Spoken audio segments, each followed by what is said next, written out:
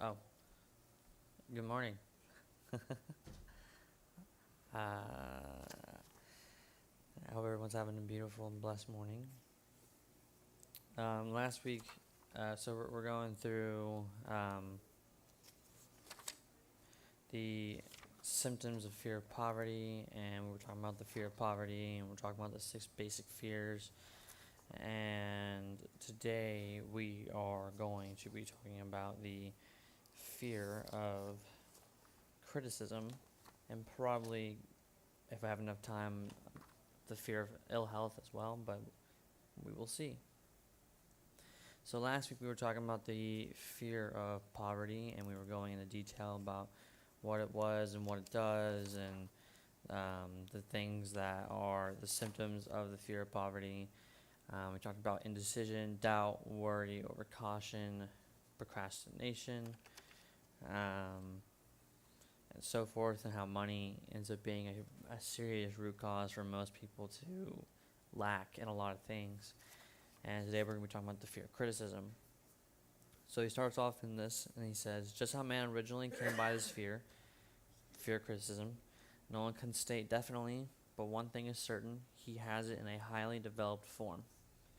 Some believe that this fear made its appearance about the time that politics became a profession. Others believe it can be traced to the age when women first began to concern themselves with styles and wearing apparel. So, we believe, right? People are saying that this criticism either started when we made politics profession, or whether we started, getting concerned with how style and trending, right? I think it's a huge thing. The generation nowadays is all about trends and style. If something's not in style, it's not that cool anymore. It's not a trend. They think that clothing brand is not as nice, or whatever the case may be. I think it becomes a huge part of the world. But this author, being neither humorist nor prophet, is inclined to attribute the basic fear of criticism to that part of man's inherited nature which prompts him, and not only to take his fellowman goods and wares, but to justify his action by criticism of his fellowman's character. So there's a well-known fact that a thief will criticize the man from whom he steals. The politicians seek office not by displaying their own virtues and qualifications, but by attempting to besmirch their opponents. The fear of criticism takes on many forms, a majority of which are petty and trivial. Ooh, this world is all about being petty nowadays. People get petty over the most simple things. Oh, you didn't like my watch? Oh, I don't like you. And it's like, it's just a watch, man. It's an object. It's not how I like things.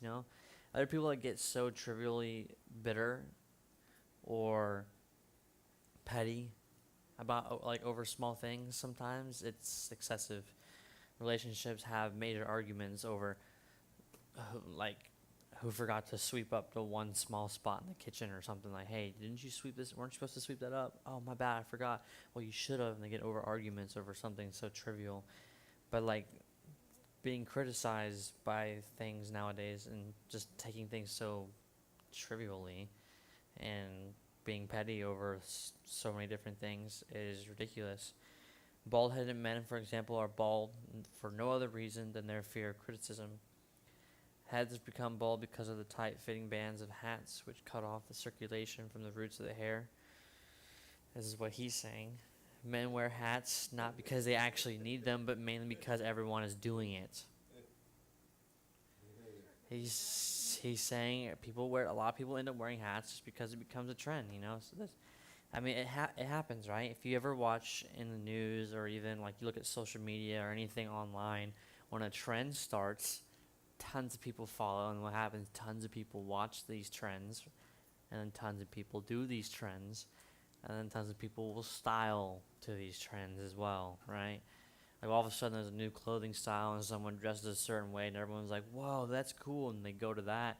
A lot of people start buying those clothes and start dressing like that trend, and then guess what happens? 3 months later, some other trend comes along in a different style. It's probably previously a style 2 years ago, for all we know, that's trendy again all of a sudden. Like, yeah, let's go with this trend, right? Like back in the, like 60s, 70s, 80s, slick back hair was the style for men. It was the big thing. It was a huge trend. They had that and the white t-shirts and jeans cuffed up, Like that was a huge thing. Like if you see like people that do like 60s or 70s style themed diners, you know what I mean? Or like concerts or like little shows that they do at schools, you know what I mean? They'll do that. I've been to like Greece, for example. I went to a Greece like theater show that Hollister School put on not that long ago. Dressed up in white t-shirts, little jackets, slicked back hair, rolled up cuff, certain shoe style, all of it. They were trying to match according to the trend and style of the 70s and 60s, right? And that happens. So like trends are a big thing, styles are a big thing, but we get so petty over these different things, and everyone does it. So if you really don't think you fear criticism, if you're trying to go with the trend of the generation and you're not just wearing what you want to wear or whatever, then of course you are going by that certain criticism. The individual falls into line and does likewise, lets some other individual criticize him. Women seldom have bald heads or even thin hair because they wear hats which fit their heads loosely, the only purpose of the hats being adornment. They're literally wearing hats just for the style. That's it. But it must not be supposed that women are free from the fear of criticism. And I'll definitely be honest. I love wearing hats, but I don't do it for no trend. I don't care. I love just sometimes I put hats on. I think it looks nice on me, and that's about it. But some people wear hats just because it's trendy. It happens. But it must not be supposed that women are free from criticism. If any woman claims to be superior to man with a reference to his fear, ask her to walk down the street wearing a certain style, and I guarantee she'll say no. You tell her, hey, why don't you wear this trend from like 2002? She'll be like, no, that will look horrible on me. I'm not doing that. Like, you dare someone who actually is afraid of wearing a certain, like they wear certain stuff and they wouldn't go wear it out in public, right? And you tell them, hey, like, why wouldn't you wear this? Try wearing this out in public. And they say no, then they clearly are afraid of other people's criticism, right? Like, one person I know for sure isn't afraid of nobody's criticism is my little brother. That dude will go out in PJs in public just because he can. He does not care. I know he does not care. And I think it's a great thing, okay? He has no reason to care, nor should he care, but he doesn't care. And that just kind of shows you a level of, like, he's not really worried about other people's criticism, right? Like, the dude will walk out. Like, PJs is not something you commonly wear in public, Most people are like, nah, it just kind of looks weird. Like, they think it's weird, I mean, I think it's weird. I'm not going to wear PJs in public. I just, personally, I mean, I will if I have to. It's not a big deal. But it's definitely not my personal style. But, like, people get worried about this kind of criticism sometimes. Like, they just are worried about trending styles and all those different things. But the astute manufacturers of clothing have not been slow to capitalize on this basic fear of criticism, which all mankind has been cursed by. Every season the styles and many articles of wearing apparel change. Who establishes the styles? Certainly not the purchaser of clothing, but the manufacturer. So why does he change the style so often? The answer is obvious. He changes the style so he can do what? Sell more clothes, right? A manufacturer will create new styles, new clothing, new looks, new patterns, new everything. Because what's he trying to do? He's trying to sell more and create a style that everyone likes, right? Like, I'm not going to say that I'm not in, I have kind of drifted off into some trends sometimes because I like, there's more commercials on wearing shorter, like, jogger type pants. Like, I don't know if you've ever seen, like, I'm not wearing those right now. I'm wearing jeans. But, I mean, it's got a couple rips because it's just the kind of style I like. But, it's neat, I guess. But, like, there's joggers. They're like a soft material, and lots of clothing brands are going to that style. Like, I don't remember which clothing brand really started the whole jogger thing a couple years ago. That was like hugely popular. But almost every clothing company that I know has some version of joggers of some kind, And it's not like sweatpants. Sweatpants are like a thin, loose plastic material, and it's made for a lot of basketball players wear it, and some people wear it in the gym. But now there's joggers. They're like a warmer, softer workout material, longer depending. But now the thing that's trending because it's summer right now is short cutoff joggers. They're called jogger shorts, right? So they're like the same material, but they're cut off above the knee or to the knee. I love them. I think they're greatly comfortable. I'm not gonna lie. I might have, kind of dove into this style thing, but I'm not like it's not because I want to get like I'm not worried about criticism. I just think it's comfortable. But some people will do that though. They will divert their attention to style, right? Because they're worried about being criticized. But for the same reason that manufacturers of clothing change their stuff, what happens with automobiles? Same thing, right? For the same reason that manufacturers of automobiles change styles of model every season, no man, on most cases, right, wants the old automobile of the late, like the older style, right? Although the older model might be better, might run better, right? They don't want it. They're like, no, it's not the thing that's hip. It's not the cool thing, Like, I could say, hey, I got a 2000, like, it's not my actual car, but I could say, hey, I got a 2002, let's say, Toyota Corolla, and it works way better than the current one I have. But because the current one I have is nicer, cooler, hipper, I decided to go with that instead because it was the best way to go. Well, that's not always true, you know what I mean? Like, why would you diverge your attention to something that might be cooler or it's trendier, even though it may not work as well, right? I mean, I had a 2004 Jaguar XJ8 for a while, and that thing was awesome. But I decided to trade that really cool vehicle for something that was better efficiently, more fuel efficient, ran better and everything, because I realized that even though the car was cool and it was fast and blah, blah, blah, it had too many issues, and there was no way I was going to keep dealing with those issues because who cares about whether or not it looked cool if it was classic Jaguar. I needed something that was better for me, that was more efficient, that worked better. So, I dove away from that. It's the same thing. Most people won't do that though. They might try to upgrade their car no matter what because they want the better car, the one that's cooler right now or trending in some way. But we've been describing the manner in which people have under the influence of fear of criticism as applied to the small and petty things of life. So, to examine human behavior when this fear affects people in connection with more important events of human relationship, take for example practically any person who has reached the age of mental maturity, which they say from 35 to 40 years of age is a general average then. Nowadays we're saying, I don't know, the general maturity is like 25. Yeah, that's right. That was telling me about it yesterday. A man reaches full mental maturity at 25. I still think that's bogus. I think those 25-year-olds are still more stupid than some 18-year-olds that I know. But that's science. The average person supposedly has hit mental maturity at 25. That's cool. I mean, but that's a general average, and I'm not saying some people are still developing. Hey man, everyone's still developing. But if you could read the secret thoughts of his mind, amen, you would find a very decided disbelief in most of the fables taught by the majority of dogmatists and theologians a few decades back. Not often, however, will you find a person who has the courage to openly state his belief on his subject, even now. Isn't that crazy? Most people are so afraid of getting criticized, they won't even openly talk about what they believe in. Sometimes the topic of conversation might come up to some extent, and they'll go around it. But yeah, well, I believe in some stuff, but I'm not trying to get into detail about it. I just don't want difference of opinion.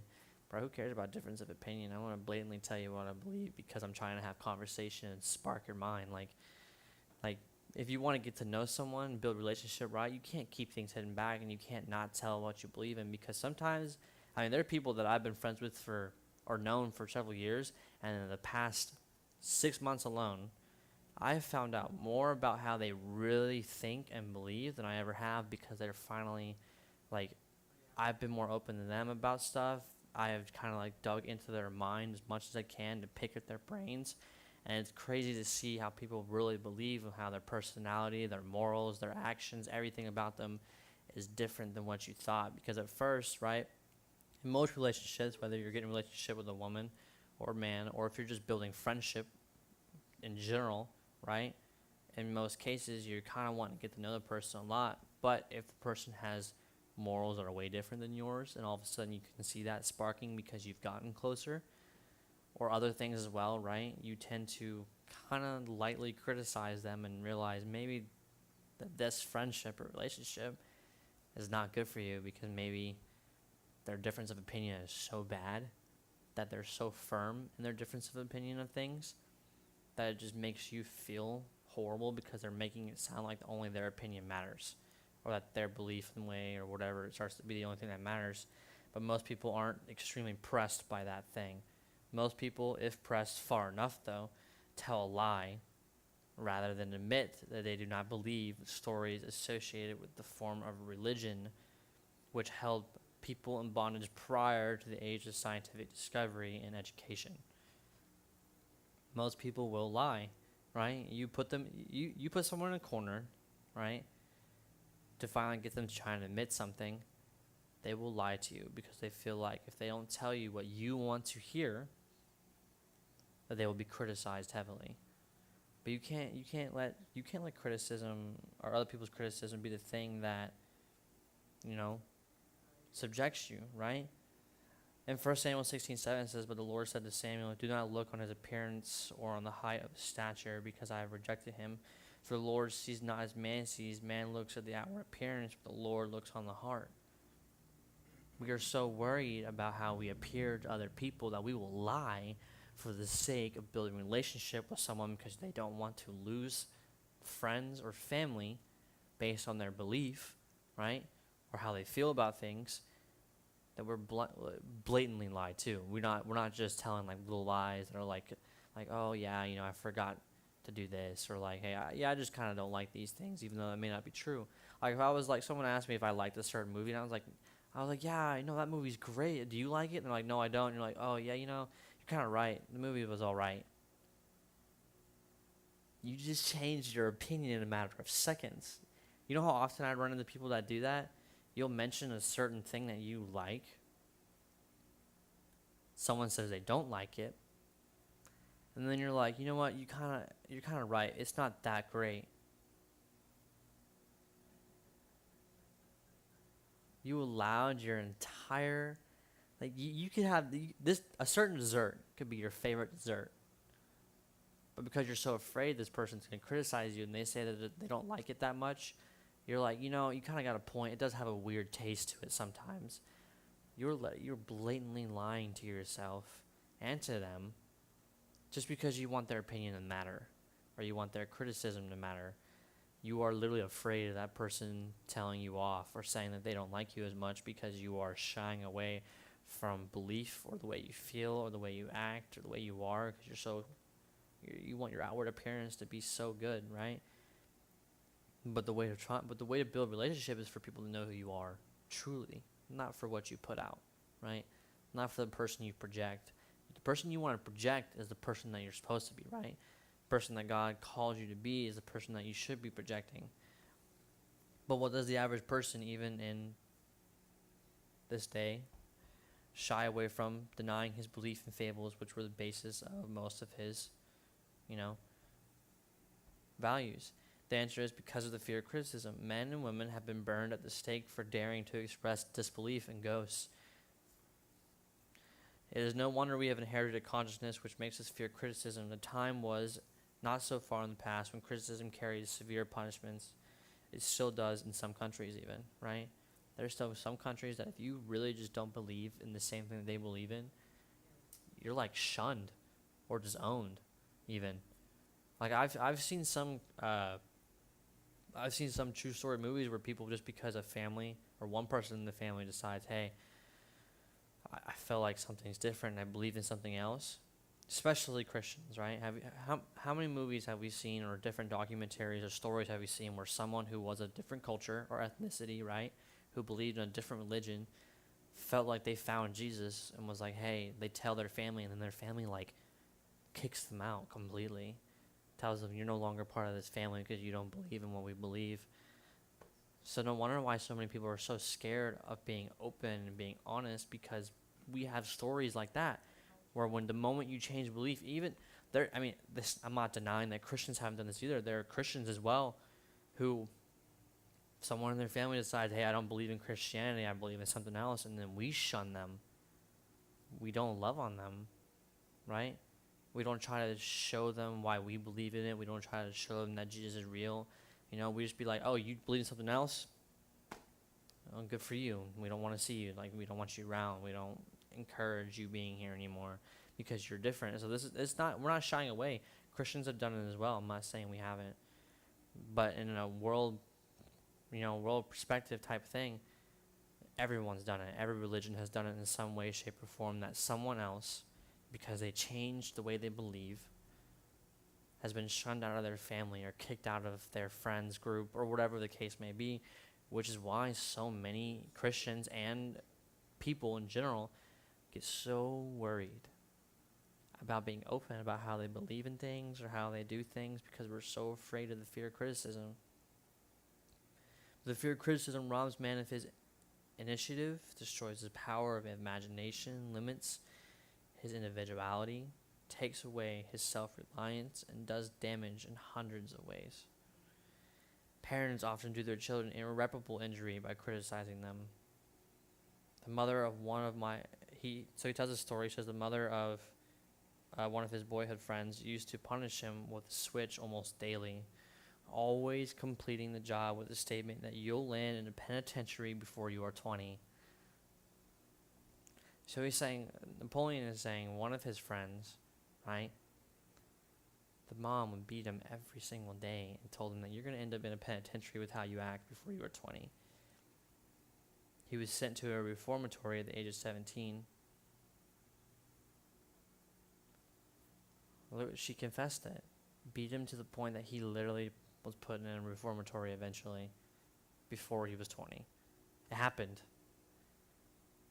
Right? It happened because this kid got beat every day and got told he was going to get thrown in this thing before he was a certain age, and then it ended up happening because what he believed it. Right? He was afraid of the criticism of his mom and let the beating happen every time, and because he was so afraid, his personality never changed, he never did anything. Right? So criticism is one form of service of which everyone has too much. Everyone has a stock of it which is handed out, whether called for or not. One's nearest relatives often are the worst offenders, like I just said. We change our difference of opinion and belief, and some families will completely shun you out of the family just because of the way you change. Sometimes families are the worst offenders. It should be recognized as a crime. In reality, it is a crime of the worst nature for any parent to build inferiority complexes in the mind of a child through unnecessary criticism. Employers who understand human nature get the best there is in men, not by criticism, but by constructive suggestions. That's why we say, I like how he put it was constructive suggestions, because how oftentimes or not that we hear people say, hey, I want to try to give you constructive criticism. No, the word criticism is still there, so when you say that, someone's still going to be like, oh, right, you're trying to criticize me, right? But if you change the way you word it, like, hey, I'm just trying to give you some constructive advice. I'm just trying to help.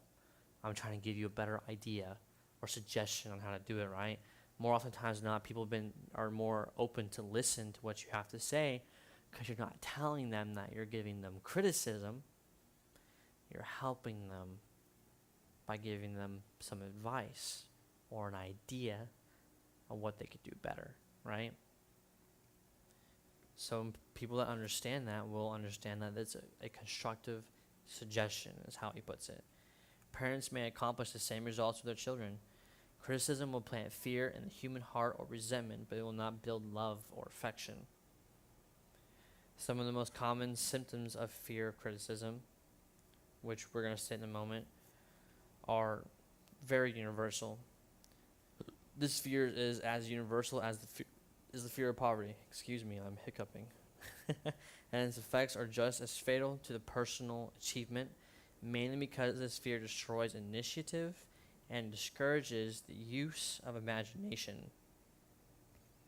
The first symptom, he says, is self-consciousness, generally expressed through nervousness, timidity in conversation, and in meeting strangers, awkward movement of hands and limbs, and shifting of eyes.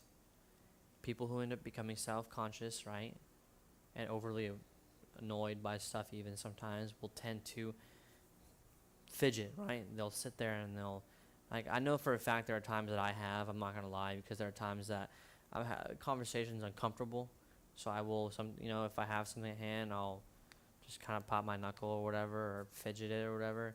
What I'm doing now is not a thing of nervousness. I just like moving my hands, just so you know. But self-consciousness ends up being a big thing where it shows that people, they're afraid of something, right? They fear that they're about to be criticized. They get self-conscious, right? They get nervous, timid when meeting people, and they kind of shift their eyes a little bit and kind of look away, right? They don't look directly at you. And there's a verse I wanted to use, 2 Timothy 1:7, for God gave us a spirit not of fear, but of power and love and self-control, right? You don't have to suffer from self-conscious awareness or issues like that. You don't have to be worried about being timid or afraid of having conversation. God gives us the spirit, right? He gives us the power of not being controlled by fear. We have the power of love and self-control. Another fear, he says, is lack of poise, expressed through lack of voice control, nervousness in the presence of others, poor body posture of your body, right? And poor body posture, and poor memory. I've noticed oftentimes than not, when I am in situations that I'm just kind of like I don't really like hearing what someone has to say, I tend to forget what the conversation's about. They'd be like, did you hear what I said? And I was like, no, I have no idea. What were we even talking about in the first place? We were talking about this. Oh, yeah, that's right. Yeah, I don't want to talk about that. And you're like, you have this lack, right? A lack of poise. Your voice fluctuates, right? Have you ever noticed that someone's lying, right? Their voice might sound different than usual, Their voice changes. We get a little nervous, especially when you see it in person. It's funny because I'm not saying I'm an expert body reader, but oftentimes now I can tell when someone's lying to me because they genuinely, genuinely as well though, generally, they don't tend to look you in the eye. They can't keep eye contact. They tend to kind of move their body around. They're like trying to tell you something, right? They're like, well, blah, blah, blah happened and this and that. And you're like, are you sure? You're just kind of like, okay, But people, they tend to do that. And the whole poor memory thing's a huge thing. A lot of people really will completely forget conversation that happened because they just didn't like it that much. They were so worried about someone else's criticism and what someone said to them, they don't even remember what it is because they didn't want to listen, or they were worried about it, or maybe it was something that was truth, but they couldn't take it properly, right? Personality is another major symptom of the fear of criticism. Personality, lacking in firmness of decision, personal charm, and ability to express opinions definitely. The habit of sidestepping issues instead of meeting them squarely. Agreeing with others without careful examination of their opinions. Lacking in firmness of decision, personal charm, and ability to express opinions definitely. It's basically saying you have no real confidence in who you are. Right? How oftentimes not you see people just agree with someone else even without really listening? I see that you see that in the government a lot. In general, in the world, even business, everything. And everything you do, you will tend to see people agree with someone else without actually stating their opinion. Like I said a moment ago, someone says, hey, I don't like chocolate cake for whatever reason. And the person's like, well, I love chocolate cake. And you're like, you know what? Yeah, actually, it's not that bad. Right? You just agree with their opinion without really caring about your own opinion, you know? And it happens all the time. Like, hey, iPhone is my favorite phone. Well, iPhones really aren't that great. They don't have the best camera. You know what? You're right. You're right. iPhones are kind of not the coolest phone. Those kind of phones are cooler. They have better cameras. You're right. Your opinion changes all of a sudden for whatever reason. It's like, wait, didn't you just say you thought the iPhone has the best camera and you like the iPhone or whatever the reason? Because someone else said, hey, they don't actually like the phone. You're like, you know what? I can come in agreement with that. iPhone's kind of not that great of a brand. I don't know why I have this phone. People change their answers so fast. There's no examination of your own opinion at that point. You're just allowing someone else's opinion to determine your own. Inferiority complex. The habit of expressing self-approval by word of mouth and by actions as a means of covering up a feeling of inferiority. Using big words to impress others, often without knowing the real meaning of the words. Imitating others in dress, speech, and manners. Boasting of imaginary achievements, and this sometimes gives a surface appearance of a feeling of superiority. Inferiority complex is a symptom of fear of criticism. You can make a whole thing just on inferiority complexes, right? Philippians 4:13 says, I can do all things through Christ who strengthens me. So if you can do all things through Christ who strengthens you, why is an inferiority complex any different? God gives you the strength to express who you are without trying to overexert or feel inferior to someone else, right? There are times I might feel a little intimidated because someone might be of greater status than me, but I don't feel inferior. God made me who I am. I am who I am, right? I'm confident in what God's supposed to make me or made me to be. So even if I'm younger and someone of greater experience, like when we met John Maxwell, I shook his hand. I felt no inferiority toward John Maxwell. He's a man of high status, huge coach, right? Leads thousands of people in the job, like the business that he does. Tons of people's lives have changed from his coaching methods, his leadership training, all of it, right? Even when he tells people about God, people's lives have completely changed. I feel no inferiority for this person. I feel respect for him, right? I don't feel inferior. No matter how big someone else is, you should not feel inferior in front of them because God puts you all on equal level no matter what, right? Even if someone might have greater status or whatever, God loves everyone equally, so why should you feel inferior to someone else, right? But oftentimes or not, people feel this inferiority complex. They'll use big words that they have no idea what it means. I have caught kids that are like 15, 14 that I like hung out with or watched or babysat or whatever, or even when I did before and after school program with kids that were like 11 or 12, because I was mentioning a subject they didn't understand, they try to use big words to try and like relate to what I was saying, and I was like, you have no idea what that means, do you? And they were like, no. And I was like, you don't have to use the word then, just don't worry about it. Like, I was like, I didn't see why this kid felt inferior to me. Like, I'm just another kid, young adult, watching another kid having fun, enjoying, and trying to let them enjoy their time while they're waiting for their parents to pick them up. They should feel no inferiority toward me whatsoever. I'm just spending time with this kid, encouraging them, loving on these kids, you know what I mean? Like, that's what I was there for. I love the job, even though it paid really bad, all right? Really, really bad. I sacrificed waking up at 4:30 in the morning to get ready for work every day so I could see these kids in the morning and then see them later in the afternoon because I love the job.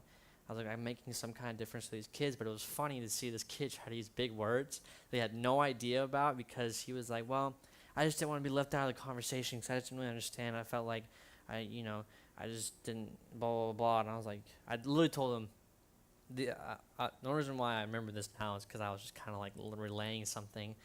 I told him, I was like, you have no reason to feel less about yourself. I was like, you're still growing as a kid.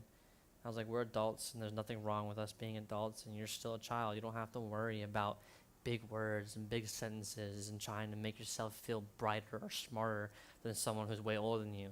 Like I just said, when we met John Maxwell, I felt no inferiority toward him, even though he's way higher status, understands way more than me, has a better understanding of his life and the people around him, knows how to build relationships better than I do. I feel no inferiority toward the person because he is someone that I can learn from. right? Hey, someone, I don't have to use big words to impress them. I just gotta be me. I gotta be the person that God made me to be, right? That's right. You have no reason to have any spirit of fear toward anybody, right? Stand into the place that God puts you. Do not let yourself be intimidated by others. Just be who God calls you to be and be confident. Even if you don't understand what it is that's going on in that moment, you don't have to try and express yourself in a way that makes you feel superior to someone else. Just let God speak through you when you're trying to build relationship or build friendships, or when you're just speaking in front of people in general. You don't have to use big words. I don't use big words when I teach this. Most of my words are super simplistic. The things I say are super simplistic. I don't have to use big words to make myself feel superior to someone else. 'Cause I guarantee someone could probably teach this much better. But if anything, I'll learn from that. That's good for me, right? But you shouldn't feel any inferiority. You are God's child, right? And if you are God's child, you are already at the highest level. Extravagance. The habit of trying to keep up with the Joneses, spending beyond one's income. I think that's a lot of people end up being so worried about being criticized that they will spend too much money on things that they really don't have the money for. Lack of initiative, failure to embrace opportunities for self-advancement, fear to express opinions, lack of confidence in one's own ideas, giving evasive answers to questions asked by superiors, hesitancy of manner and speech, deceit in both words and deeds. So oftentimes not people that are afraid of getting criticized will tend to stray away from a true answer or a true confidence. They'll be hesitant in how they speak to someone, or try to deceive people with words, or lie to them even, which is another basic symptom of that someone's actually afraid of being criticized. Another symptom is lack of ambition, mental and physical laziness, lack of self-assertion, slowness in reaching decisions, easily influenced by others, which is not something you want, right? God called you to be who you're supposed to be, so why should others influence who you are called to be, right? If you are called to be a certain person and God wants you in a certain field, you should show confidence in the field God puts you in. You don't want others' opinions to influence who you are, because oftentimes not, the world ends up kind of influencing how the church acts, which is really bad, right? The church allows themselves to be influenced by the modern way of thinking, so we accept people of who are modern status who are like, you know what, I might go out and steal sometimes, but I can come to church and just be forgiven. It's okay. It's like, why would you allow that person to come in and be okay with that? Like, don't you want to pray for them to break away from that, like kind of sin? Like, you don't want someone to come into the church and still be going out doing the same stupid stuff they're doing, right? But you are allowing yourself to be influenced by the world, so you kind of just let it happen. But you don't want that, though. The habit of criticizing others behind their backs and flattering them to their faces. Being very two-faced seems to be a huge issue nowadays as well. Too many people will allow themselves to criticize someone else behind their back, close friends even, with other close friends, talk bad about one of their close friends, and then when they're to their face, they'll be like, hey man, we were just talking about you the other day, bro. We were talking about this and that, how we did this. It was so cool. We think like you're such a hard worker. But just 2 minutes ago, you were saying how lazy he was, how stupid he might have been about stuff, the decisions he's making are poor, that you don't agree with how he believes in things. It's like, whoa, wait a minute. Why are you being like that? It's because you're trying to allow yourself to compliment, right? You're letting yourself gain influence in one direction from both sides. So you're putting on this two-faced act because you don't want to be criticized by one friend or the other friend. So you're trying to, when the one friend doesn't like him, you're like, yeah, I agree. He's kind of crazy. I don't like him that much. And then you go to him, oh yeah, I agree. I don't like him either. He's not that cool. So you don't hang out with them at the same time because you're putting on an act of deceit, right? Right? You're flattering people behind their backs. You're saying these bad things, and yeah. The habit of accepting defeat without protest. Too often times or not, when we are defeated by certain conversations or way of thinking, or we allow someone else to tell us that we're not good enough at something, instead of putting up a fight, right, we just kind of give up. We allow ourselves to be defeated without putting up a fight or without standing our ground. Quitting an undertaking when opposed by others, suspicious of other people without cause, lacking in tactfulness of manner and speech, unwillingness to accept the blame for mistakes. Right? And these are symptoms of the fear of criticism. So I'll go through them one more time. Self-consciousness was the first symptom. Lack of poise. Personality problems. You're just not firm in who you are. Having inferiority complex toward others. Like I said, when you feel inferior to someone else, you tend to make yourself very known in front of everybody that you are trying too hard to be superior to others, and then they end up not having very much respect for you. Being extravagant, spending too much money on stuff that you honestly can't afford and trying to make yourself way cooler, going with the trend of things and whatnot, right? And then lack of initiative, never really taking the initiative for your own self-advancement or opportunity. You're always just trying to express the opinion of others. You're not just relaying your own ideas, questioning things, you're being hesitant. And then lack of ambition, mental and physical laziness. You're not very self-aware of things. These are all fears of criticism, right? Remember when I said in 2 Timothy 1:7 that for God gave us a spirit not of fear, but of power and love and self-control? That one verse itself can break off all of these symptoms, right? You don't want criticism to be the controlling factor in your walk with Christ or your walk with people in general, right? When you're trying to build a relationship, if you are afraid of other people criticizing you, of course you're not going to be able to take that step and make a difference in any way, right? You'll be stuck where you're at. You'll never take that first step in the first place, right? We talked about earlier in the book as well how when something does mess up or you do make a mistake or you have an idea that doesn't work, don't try to keep working on the idea till it works. Just restart the idea. Cut the project off, right? So if you're, going through being afraid of criticizing or being afraid of other people criticizing you, sometimes you may just cut off that relationship, right? It may not be healthy for you. If a relationship is clearly unhealthy, there's no reason to keep working on a relationship that is going to keep hurting you or keep diverging you from the walk that God has for you in the first place, right? Relationships are one of the biggest things when it comes to criticism, because if you allow the relationship of people that are closest to you, because like I mentioned, families are sometimes the biggest factors, right? They are some of the biggest things that tend to push you aside, right? When a family member criticizes you for a long time, what happens? You tend to take it to heart because they're family, right? Because they're a family, what they're saying ends up it matters to you way more than what your friends might say. But if it's criticism that's clearly unhealthy, right? It's not good for your walk with Christ. It's not good for your relationship with others. You don't have to cut off the family as well sometimes. You may not want to, right? But in order to take the advancement that God wants you to take, to be self-assertive, right? To make decisions properly, to embrace who you are, right? To be self-aware of what God made you to be, you just have to cut off things sometimes, right? But I think that's all the time I have, if I'm being totally honest, because it's almost 10. But and next week I'll be talking about the fear of ill health and so on. I'm going to try to break down stuff a little easier for everyone.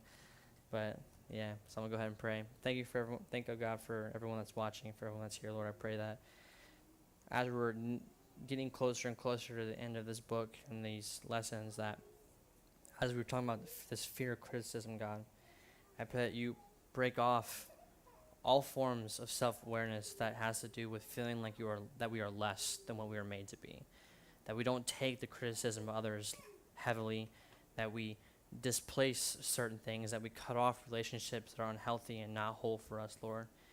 So I pray that we make a change in our hearts right now, that if we're suffering from self-criticism from people that we should not be having, I pray that we cut this off right now, and that we step into that next realm of wholeness.